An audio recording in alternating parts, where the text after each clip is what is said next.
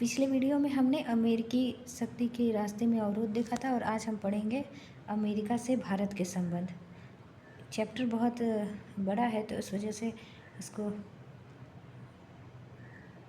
छोटे छोटे वीडियो में बना के। अब नेक्स्ट है अमेरिका से भारत के संबंध। शीत युद्ध के वर्षों में भारत अमेरिकी गुट के विरुद्ध खड़ा था। इन सालों में भारत की करीबी दोस्ती सोवियत संघ से थी।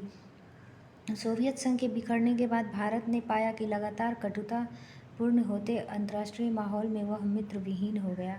इसी अवधि में भारत ने अपनी अर्थव्यवस्था का उदारीकरण करने तथा उसे वैश्विक अर्थव्यवस्था के साथ जोड़ने का फैसला किया और इस नीति और हाल के सालों में प्रभावशाली आर्थिक वृद्धि दर के कारण भारत अब अमेरिका समेत कई देशों के लिए आकर्षक आर्थिक सहयोगी बन गया। हमें इस बात को ध्यान में रखना चाहिए कि हाल के सालों में भारत अमेरिकी संबंधों के बीच दो नई बातें उभरी। इन दो बातों का संबंध प्रौद्योगिकी और अमेरिका में बसे निवासी भारतीयों से है और दरअसल ये दोनों बातें आपस में जुड़ी हुई हैं। निम्नलिखित तथ्यों पर विचार कीजिए।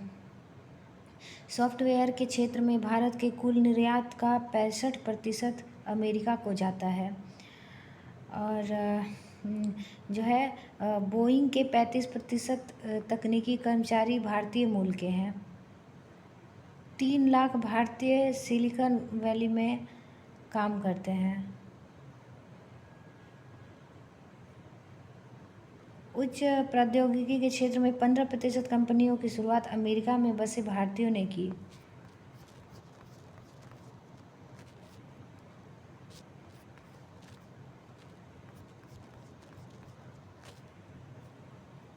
यह अमेरिका के विश्वव्यापी वर्चस्व का दौरा है और बाकी देशों की तरह भारत को भी फैसला करना है कि अमेरिका के साथ वह किस तरह के संबंध रखना चाहता है।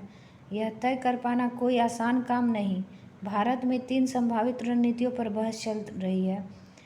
पहला है, भारत के जो विद्वान अंतर्राष्ट्रीय राजनीति को सैन्य शक्ति के संदर्भ में देखते समझते हैं, वे भारत और अमेरिका की बढ़ती हुई नज़दीकी से भयभीत हैं। भारत के जो विद्वान हैं वो अंतर्राष्ट्रीय राजनीति को सैन्य शक्ति के संदर्भ में देखते समझते हैं, वे भारत और अमेरिका की बढ़ती हुई नज़दीकी से भयभीत हैं। ऐसे विद्वान यही चाहेंगे कि भारत वाशिंगटन से अपना अलगाव बनाए रखे और अपना ध्यान अपनी राष्ट्रीय शक्ति को बढ़ाने में लगाए। दूसरा है कि कुछ विद्वान मानते हैं कि भारत और अमेरिका के हितों में हेलमेल लगातार बढ़ रहा है और यह भारत के लिए ऐतिहासिक अवसर है। ये विद्वान एक ऐसी रणनीति अपनाने की तरफदारी करते हैं जिसे भारत अमेरिकी वर्चस्व का फ़ायदा हो। वे चाहते हैं कि दोनों के आपसी हितों का मेल हो और भारत अपने लिए सबसे बढ़िया विकल्प ढूंढ सके। और इन विद्वानों की राय है कि अमेरिका के अवरोधों की राजनीतिक व्यर्थ साबित होगी और आगे चलकर इससे भारत को नुकसान होगा, ऐसा ये कह रहे हैं।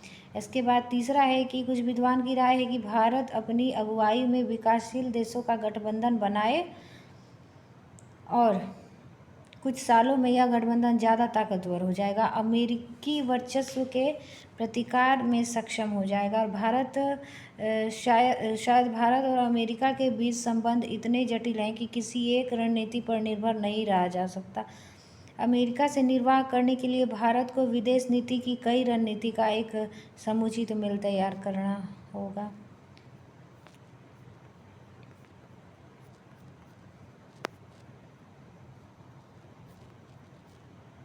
यहाँ पे देखते हैं इस चित्र में क्या बताने की कोशिश कर रहे हैं।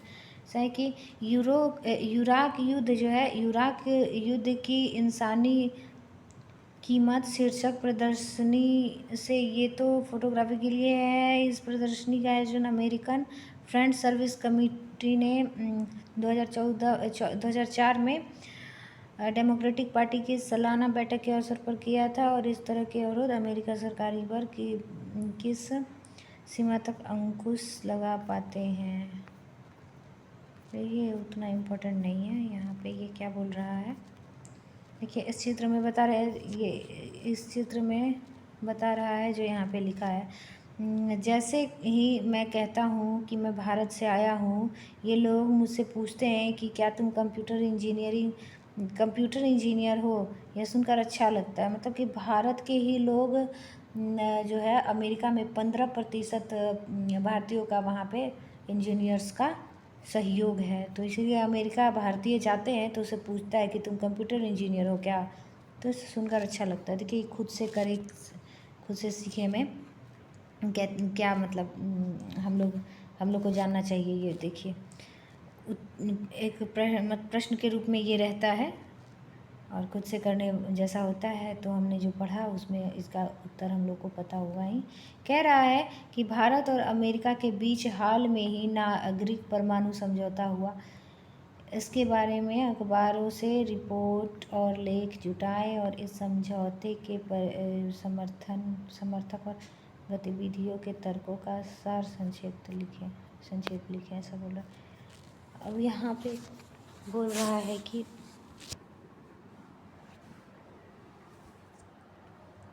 लोकसभा की बहस, भारत अमेरिकी संबंध। भारत और अमेरिका के बीच परमाणु ऊर्जा के मुद्दे पर समझौता हुआ। लोकसभा में इस मामले पर बहस हुई। नीचे प्रधानमंत्री के विपक्ष के दो नेताओं के भाषण के कुछ अंश दिए जा रहे हैं और ये 3 अलग अलग वैचारिक स्थितियों की ओर संकेत करते हैं। क्या ये अध्याय में दी गई 3 रणनीतियों से जुड़े हैं? देखिए डॉक्टर मनमोहन सिंह जो कांग्रेस के थे प्रधानमंत्री, देखिए कांग्रेस पार्टी के थे जो प्रधानमंत्री थे। मान्यवर, मैं इस बात से डॉक्टर मनमोहन सिंह कहते हैं कि वहाँ जो है डॉक्टर मनमोहन सिंह ये कहना चाह रहे हैं कि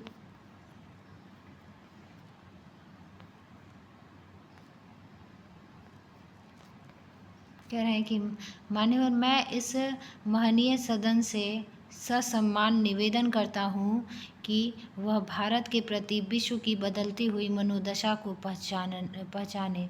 मेरे कहने का मतलब यह नहीं है कि ताकत की राजनीति अब बीते दिनों की बात हो गई है या अब कभी भी हमारी बाह मरोड़ने की कोशिशें नहीं होंगी। हम सुनिश्चित करेंगे कि मौजूद खतरों से हमारी सुरक्षा पर आँच न आए, लेकिन जो अवसर सामने आए हैं उनका लाभ न उठाना गलत होगा। मेरा दृढ़ विश्वास है कि सभी शक्तिशाली देशों से अच्छे संबंध रखना भारत के हित में है। मैं निसंकोच कहता हूँ कि हम संयुक्त राज्य अमेरिका से अच्छे संबंध बनाना चाहते हैं। और श्री वासुदेव आचार्य जो भाकपा के हैं, मार्क्सवादी के हैं, तो ये क्या कहते हैं, आज़ादी के बाद से हम अपने राष्ट्रीय हितों के कारण स्वतंत्र विदेश नीति पर अमल करते आ रहे हैं। और इसने इराक और ईरान के मामले में क्या देखा, हमने जो है ये बोल रहे हैं कि वासुदेव जी बोल रहे हैं कि हमने इराक और ईरान के मामले में क्या देखा। जुलाई वाले बयान के बाद और अंतर्राष्ट्रीय परमाणु ऊर्जा एजेंसी में मतदान के समय हमने संयुक्त राज्य अमेरिका का पक्ष लिया। अमेरिका और P5 द्वारा लाए गए प्रस्ताव का हमने समर्थन किया और पहले ऐसी उम्मीद भी नहीं की जा सकती थी। हम पाकिस्तान के रास्ते ईरान से गैस लाना चाह रहे थे और जिसकी हमें ज़रूरत है। फिर भी हमने ईरान के संबंध में अमेरिकी पक्ष का साथ दिया, जबकि हम यहाँ से गैस ले आ रहे हैं फिर भी हम अमेरिका का साथ दे रहे हैं। हम देखते हैं कि ऐसे में हमारी स्वतंत्र विदेश नीति पर दुष्प्रभाव पड़ा है। इन्होंने नोटिस किया और बताया। और मेजर जनरल जो सेवानिवृत्त थे BC खंडूरी जो भाजपा के हैं, बोलते हैं कि चाहे हमें पसंद हो या ना हो, हमें इस तथ्य का ध्यान रखना होगा कि अमेरिका इस एक ध्रुवीय विश्व में एकमात्र महाशक्ति है, लेकिन साथ ही हमें यह भी याद रखना चाहिए कि भारत भी एक विश्व शक्ति और महाशक्ति के रूप में तेजी से उभर रहा है। इसलिए हमारा मानना है कि अंतर्राष्ट्रीय परिदृश्य में संयुक्त राज्य अमेरिका के साथ हमारे संबंध अच्छे होने चाहिए, लेकिन अपनी सुरक्षा की कीमत पर नहीं।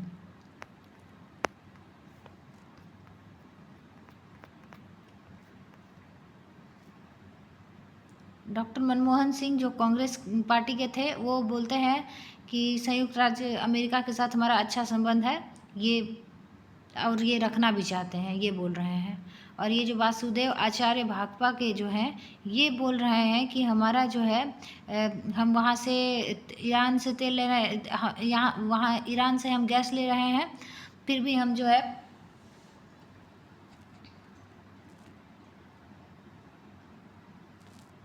साइड ले रहे हैं अमेरिका का। तो ये भी उतना पक्ष में ही नहीं है। और ये जो है एक लिमिटेड जो भाजपा के हैं, ये कुछ लिमिटेशंस लगाता है कि इसके अंदर होना चाहिए।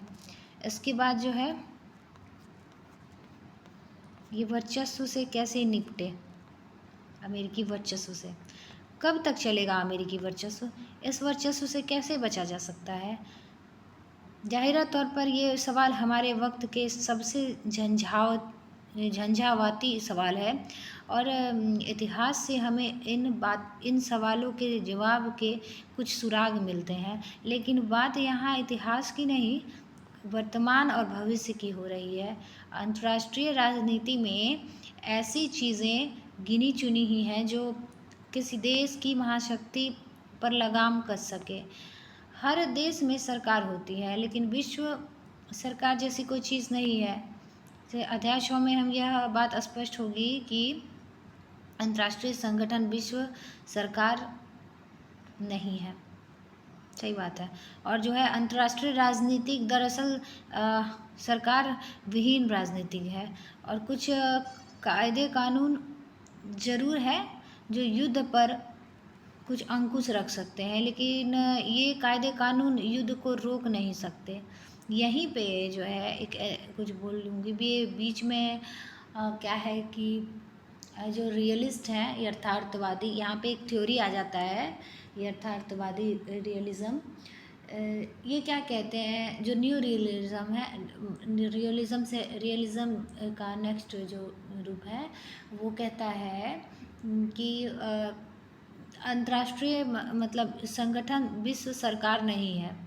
इसमें कोई भी सब अपने अपने मन का है तो अराजक हो सकता है, तो यहाँ पे युद्ध की स्थिति बन सकती है। तो वही बात यहाँ पे बोल रहा है कि कुछ कायदे कानून जरूर है जो युद्ध पर अंकुश रखते हैं, लेकिन ये कायदे कानून युद्ध को रोक नहीं सकते, क्योंकि सब अपने आप में शक्तिशाली है। कोई किसी का गार्जियन जैसा चीज़ यहाँ पे गार्जियनशिप है नहीं, ये कहने का अर्थ है। लेकिन शायद ही कोई ऐसा देश होगा जो अपनी सुरक्षा को अंतर्राष्ट्रीय कानून के हवाले कर दे। सब अपने अपने मन का है यहाँ पे। तो क्या इन बातों से यह समझा जाए कि न तो वर्चस्व से कोई छुटकारा है और न ही युद्ध से। फिलहाल हमें यह बात मान लेनी चाहिए कि कोई भी देश अमेरिकी सैन्य शक्ति के जोड़ का मौजूद नहीं है। भारत, चीन और रूस जैसे बड़े देशों में अमेरिकी वर्चस्व को चुनौती दे पाने की संभावना है, लेकिन इन देशों के बीच आपसी मतभेद हैं और इन मतभेदों के रहते अमेरिका के विरुद्ध इनका कोई गठबंधन नहीं हो सकता है। कुछ लोगों का तर्क है कि वर्चस्व जनित अवसर के लाभ उठाने की रणनीति ज़्यादा संगत है। और उदाहरण के लिए आर्थिक वृद्धि दर को ऊंचा रखने के लिए व्यापार को बढ़ावा और प्रौद्योगिकी का हस्तांतरण और निवेश जरूरी है। और अमेरिका के साथ मिलकर काम करने से हमें इससे आसानी होगी, न कि उसका विरोध करने से। ऐसे में सुझाव दिया जाता है कि सबसे ताकतवर देश के विरुद्ध जाने के बजाय उसके वर्चस्व तंत्र में रहते हुए अवसरों का फ़ायदा उठाना कहीं उचित रणनीति है। इसे बैंड वैगन अथवा जैसी बयार पीठ तैसी कीजिए की रणनीति कहते हैं। देखिए, ऐसे सुझाव दिया जाता है कि सबसे ताकतवर देश के विरुद्ध जाने के बजाय उसके वर्चस्व तंत्र में रहते हुए अवसरों का फ़ायदा उठाना कहीं उचित रणनीति है। इसे बैंड वैगन कहते हैं। बैंड वैगन मतलब जैसी बयार पीठ तय सी कीजिए, सही बात है, उसका लाभ उठाइए, कहने का अर्थ है रणनीति कहते हैं, बैंड वैगन। और देशों के सामने एक विकल्प यह है कि वे अपने को छुपा लें, देशों के सामने अपने को छुपा लें, और इसका अर्थ होता है कि दबदबे वाले देश से यथासंभव दूर दूर रहना। और इस व्यवहार के कई उदाहरण हैं, जैसे चीन हो गया, रूस हो गया और यूरोपीय संघ, सभी एक न एक तरीके से अपने को अमेरिकी निगाह में चढ़ने से बचा रहे हैं। और इस तरह से अमेरिका की किसी बेवजह या बेपनाह क्रोध की चपेट में आने से ये देश अपने को बचाते हैं। बहरहाल बड़े बड़े या मझले दर्जे के ताकतवर देशों के लिए यह रणनीति ज़्यादा दिनों तक काम नहीं आने वाली है। जो चुप रहा है, छोटे देशों के लिए यह संगत और आकर्षक रणनीति हो सकती है, लेकिन यह कल्पना से परे है कि चीन, भारत और रूस जैसे बड़े देश अथवा यूरोपीय संघ जैसा विशाल जमावड़ा अपने को बहुत दिनों तक अमेरिकी निगाहों में चढ़ने से बचा कर रख सके। कुछ लोग मानते हैं कि अमेरिकी वर्चस्व का प्रतिकार कोई देश अथवा देश का समूह नहीं कर पाएगा, क्योंकि आज सभी देश अमेरिकी ताकत के आगे बेबस हैं। ये लोग मानते हैं कि राज्येतर संस्थाएं अमेरिकी वर्चस्व के प्रतिकार के लिए आगे आएंगी और अमेरिकी वर्चस्व को आर्थिक और सांस्कृतिक धरातल पर चुनौती मिलेगी। यह चुनौती स्वयंसेवी संगठन, सामाजिक आंदोलन और जनमत के आपसी मेल से प्रस्तुत होगी। मीडिया का एक तबका, बुद्धिजीवी, कलाकार और लेखक, है ना, मीडिया का तबका, बुद्धिजीवी, कलाकार और लेखक आदि अमेरिकी वर्चस्व के प्रतिरोध के लिए आगे आएंगे। ये राज्येतर संस्थाएं विश्वव्यापी नेटवर्क बना सकती है, जिसमें अमेरिकी नागरिक भी शामिल हो सकते हैं, अमेरिकी नागरिक भी शामिल होंगे और साथ मिलकर अमेरिकी नीतियों की आलोचना तथा विरोध किया जा सकेगा। अभी जुमला वाला स्टोरी आएगा, उस पे बताता है कि क्या कहना चाह रहा है। आपने यह जुमला सुना होगा कि हम अब विश्वग्राम में रहते हैं। इस विश्वग्राम में एक चौधरी है और हम सभी उसके पड़ोसी हैं। यदि कोई चौधरी का बर्ताव असहनीय हो जाए तो भी विश्वग्राम से चले जाने का विकल्प हमारे पास मौजूद नहीं है, क्योंकि यह मात्र गांव है जिसे हम जानते हैं और रहने के लिए हमारे पास यही एक गांव है। ऐसे में प्रतिरोध ही एकमात्र विकल्प बच जाता है।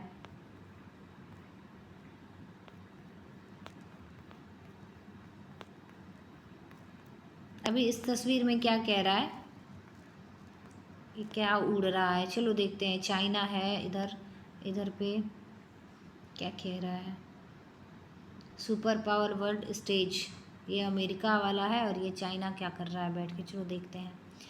अमेरिका इकलौती महाशक्ति के रूप में कब तक कायम रहेगा, इसके बारे में आप क्या सोचते हैं? अगर यह चित्र आप बनाते तो अगली महाशक्ति के रूप में किस देश को दिखाते? अगली महाशक्ति के, ये कह रहा है। ये बड़ा अच्छा लगता है, इसको सुन के ना बहुत अच्छा प्रश्न उठता है और उत्तर यहीं पे मिल जाता है, तो बहुत अच्छा लगता है। इसके बाद जो है, चलिए ये वाला हम चार्ट पढ़ते हैं। आओ मिलजुल कर करें, बड़ा अच्छा लगता है पढ़ने में। अमेरिका को प्रमाण मानकर विश्व के बड़े भू राजनीतिक क्षेत्र, जैसे मध्य अमेरिका, दक्षिण अमेरिका, अफ्रीका, यूरोप, भूतपूर्व सोवियत संघ, दक्षिण एशिया, पूर्वी एशिया और ऑस्ट्रेलिया, ये छात्रों को सौंपे, ठीक है। और आप छात्रों को ऐसे क्षेत्र भी सौंप सकते हैं जो शीत युद्ध के बाद के सालों में युद्ध के क्षेत्र रहे और वहाँ अमेरिका शामिल रहा, जैसे कि अफ़गानिस्तान, इराक, इजराइल, फ़िलिस्तीन या कोसोवो। अथवा इस पाठ को पढ़ाते समय जिस क्षेत्र में संघर्ष चल रहा है, तो 2 पार्ट बनाने का यहाँ पे कह रहा है। ये वाला अमेरिका के पहले मतलब कि भू राजनीतिक क्षेत्र कह रहा है अमेरिका वाला, और इसके बाद यहाँ पे ये कह रहा है कि जो है अमेरिका शामिल रहा युद्ध के बाद कुछ सालों तक। अमेरिका जब शामिल रहा तो वो बनाने के लिए बोल रहा है। इसके बाद जो है हर क्षेत्र के लिए छात्र का समूह बनाए, प्रत्येक समूह में छात्रों की समान संख्या हो और प्रत्येक समूह अपने हिस्सों के युद्ध क्षेत्र में अमेरिका द्वारा निभाई गई भूमिका से जुड़े तथ्यों को संकलित करें और सब कोई एकत्र करे तथ्य। और इसके बाद जो है संकलन में जो इस बात पर रहे कि संकलन में जोर इस बात पर रहे कि इस क्षेत्र में अमेरिका के हित क्या थे, उसने क्या कदम उठाए और क्षेत्र में अमेरिका को लेकर कैसा जनमत बना अमेरिका में क्षेत्र को लेकर। और छात्र उपलब्ध स्रोतों से चित्र कार्टून भी जुटाकर प्रस्तुत कर सकते हैं। और ये टीचर के लिए बड़ा ही टफ हो जाता है, पता नहीं स्कूल में कराया जाता होगा कि नहीं, लेकिन इंटरेस्टिंग होगा। लेकिन सच में प्रैक्टिकल करके देखिए तो ज़्यादा समझ में आएगा, क्योंकि बच्चे तो इतना समझ पाते नहीं हैं, तो थोड़ा सा स्टोरी बना के पढ़ने के लिए बताया जा रहा है यहाँ पे। इसके बाद अध्यापकों के लिए और एक चीज़ और है कि प्रत्येक समूह अपना संकलन कक्षा के सामने प्रस्तुत करे, जो भी मतलब सीखा, जो भी एकत्र किया। इसके बाद जो ना अध्यापक के लिए क्या कहता है कि तथ्यों के संकलन का इस्तेमाल बुनियादी जानकारी के रूप में करते हुए अध्यापक छात्रों का ध्यान अमेरिका द्वारा किए गए हस्तक्षेप पर केंद्रित करें। अमेरिका कैसे हस्तक्षेप करता है, जो छात्र जो जानकारी देते हैं, और बताएं कि अमेरिका जिन सिद्धांतों की परोपकारी करता है उनसे ये हस्तक्षेप मेल खाते हैं या नहीं, ये चीज़ कह रहा है। इसके बाद जो है इस युद्ध क्षेत्र या इलाके का भविष्य अब से 20 साल बाद कैसा होगा, ये टीचर का काम है कि बताए कि वो अमेरिका बना हुआ है तो कैसे मतलब वो है, अमेरिकी वर्चस्व कितने दिनों तक कायम रहेगा, ये भी टीचर को बताना है। इसके बाद उस क्षेत्र में अमेरिकी वर्चस्व को कौन कौन से देश चुनौती दे सकते हैं, और इस सवालों पर छात्र को सोचने के लिए उत्साहित किया पता। अब मेरा एक और सवाल है कि क्या भारत अमेरिका को चुनौती दे सकता है, इसको भी बताइएगा प्लीज़। इसके बाद जो है ये सारी यहाँ पे ये क्या कर रही है लेडी क्या कर रही है, ये कह रही है कि ये सारी बातें ईर्ष्या से भरी हुई है। अमेरिकी वर्चस्व से हमें परेशानी क्या है, क्या यही कि हम अमेरिका में नहीं जन्मे, या कोई और भी बात। इतिहास हमें वर्चस्व के बारे में क्या सिखाता है। शक्ति संतुलन के तर्क को देखते हुए वर्चस्व की स्थिति अंतर्राष्ट्रीय मामलों में एक असामान्य परिघटना है। इसका कारण बड़ा सीधा साधा है, जो विश्व सरकार जैसी कोई चीज़ नहीं होती है, और ऐसे में हर देश को अपनी सुरक्षा सुनिश्चित करनी होती है। कभी कभी अत्यंत विपरीत परिस्थितियों में यह भी सुनिश्चित करना होता है कि कम से कम उसका बावजूद बचा रहे, और इस कारण अंतर्राष्ट्रीय राजनीतिक व्यवस्था में विभिन्न देश शक्ति संतुलन को लेकर बड़े सतर्क होते हैं, और आमतौर पर वे किसी एक देश को इतना ताकतवर नहीं बनने देते कि वह बाकी देशों के लिए भयंकर खतरा बन जाए। ऊपर जिस शक्ति संतुलन की बात कही गई है उसे इतिहास से भी पुष्ट किया जा सकता है। चलन के मुताबिक 1648 को वह साल स्वीकार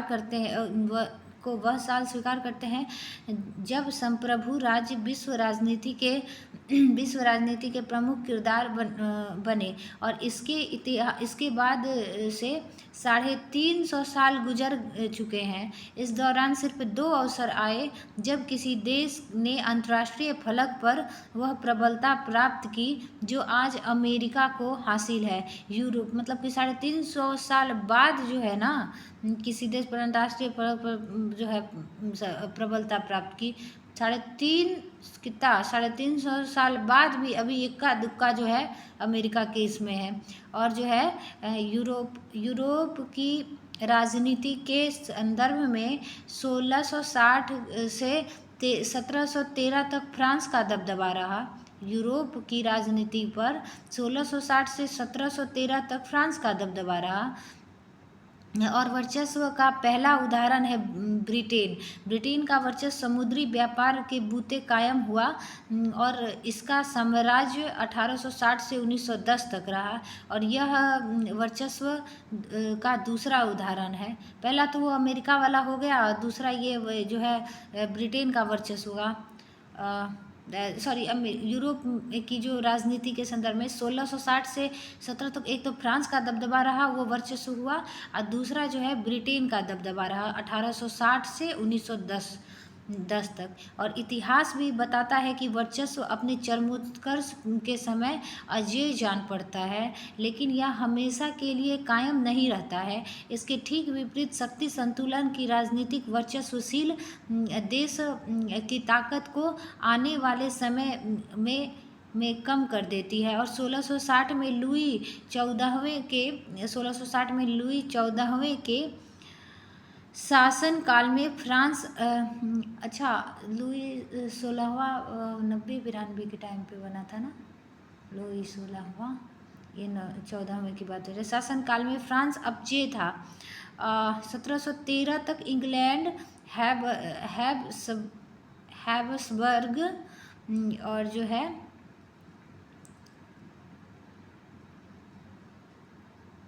हैब्सबर्ग और ऑस्ट्रिया और रूस फ्रांस की ताकत को चुनौती देने लगे 1713 में। और 1860 में विक्टोरिया शासन का सूर्य अपने पूरे उत्कर्ष पर था और ब्रिटिश साम्राज्य हमेशा के लिए सुरक्षित लगता था। 1910 में यह स्पष्ट हो गया कि जर्मनी, जापान और अमेरिका ब्रिटेन की ताकत को ललकारने के लिए उठ खड़े हुए और इसी तरह अब से 20 साल बाद एक और महाशक्ति कहे कि शक्तिशाली देशों का गठबंधन उठ खड़ा हो सकता है, क्योंकि तुलनात्मक रूप से देखें तो अमेरिका की ताकत कमज़ोर पड़ रही है। क्रिस्टोफर लेने के लेख the unipolar illusion why new great powers will rise पर आधारित है। क्रिस्टोफर लेनी की एक बुक है द यूनिपोलर इल्यूजन, याद रखिए। देखिए यहाँ पे क्वेश्चन आ रहा है कि वर्चस्व के बारे में निम्न में से कौन सा कथन गलत है। ऑप्शन ए है, इसका अर्थ किसी एक देश की अगुवाई या प्राबल्य है, कौन सा गलत है पूछ रहा है। दूसरा है कि इस शब्द का प्रयोग प्राचीन यूनानी में एथेंस की प्रधानता को चिन्हित करने के लिए किया जाता था। और जो है ठीक है, इसके बाद वर्चस्वशील देश की सैन्य शक्ति अजेय होती है। वर्चस्वशील देश की सैन्य शक्ति अजेय होती है और जो वर्चस्व की स्थिति नियत होती है, जिसमें एक वर्चस्व कायम कर लिया उसने हमेशा के लिए वर्चस्व कायम कर लिया। वर्चस्व शब्द का कौन अर्थ गलत बोल रहा है। इसका अर्थ है किसी एक देश की अगुवाई या प्राबल्य। मुझे तो ए ही लग रहा है, ठीक है ना, ए। मुझे कौन गलत है, ये गलत है। इसके बाद समकालीन विश्व व्यवस्था के बारे में निम्नलिखित में से कौन सा कथन गलत है पूछ रहा है कि जो है विश्व व्यवस्था के बारे में कौन सा गलत है। ऐसी कोई विश्व सरकार मौजूद नहीं है जो देशों के व्यवहार पर अंकुश रख सके। अंतर्राष्ट्रीय मामलों में अमेरिका की चलती है। विभिन्न देश एक दूसरे पर बल प्रयोग कर रहे हैं और जो देश अंतर्राष्ट्रीय कानूनों का उल्लंघन करते हैं उन्हें संयुक्त राष्ट्र संघ कठोर दंड देता है। ये पूछ रहा है कि विश्व व्यवस्था के बारे में कौन गलत है। अंतर्राष्ट्रीय मामलों में अमेरिकी की चलती है, ये तो ठीक है, ये तो सही है। इसके बाद जो देश अंतर्राष्ट्रीय कानूनों का उल्लंघन करते हैं संयुक्त राष्ट्र से कठोर दंड देता है। जो देश अंतर्राष्ट्रीय कानूनों का, ये तो इसके बाद भी एक दूसरे का बल प्रयोग कर रहे हैं, इसमें कौन सा सही उत्तर होगा। ऑप्शन यहाँ पे पूछ रहा है, तीसरा है कि ऑपरेशन इराकी फ्रीडम के बारे में निम्न में से कौन सा कथन गलत है। इराक पर हमला करने के लिए के इच्छुक अमेरिकी अगुवाई ने गठबंधन के 40 से ज़्यादा देश शामिल हुए। इराक पर हमले के कारण बताते हुए कहा गया है कि यह हमला इराक को सामूहिक संहार के हथियार बनाने से रोकने के लिए किया था। यही मतलब इसके बाद जो इस कार्रवाई से पहले संयुक्त राज्य की अनुमति ले ली गई थी और फिर उसके बाद अमेरिकी नेतृत्व वाले गठबंधन को इराकी सेना से तगड़ी चुनौती मिली। अरे ये ऑपरेशन इराकी फ्रीडम जो है ये तो इसके लिए ना जो उस पर शक था 2003 में 3 में चल मतलब वहाँ पे ऑपरेशन इराकी फ्रीडम चल रहा था जब इस पे अमेरिका पे हमला होता है और इस पे शक होता है वहाँ पे जाके अमेरिका बदला लेने की कोशिश करता है। तो ये है इसका सही उत्तर देख लीजिएगा। बाकी ये लॉन्ग क्वेश्चन है। तो ये वाला चैप्टर ख़त्म होता है।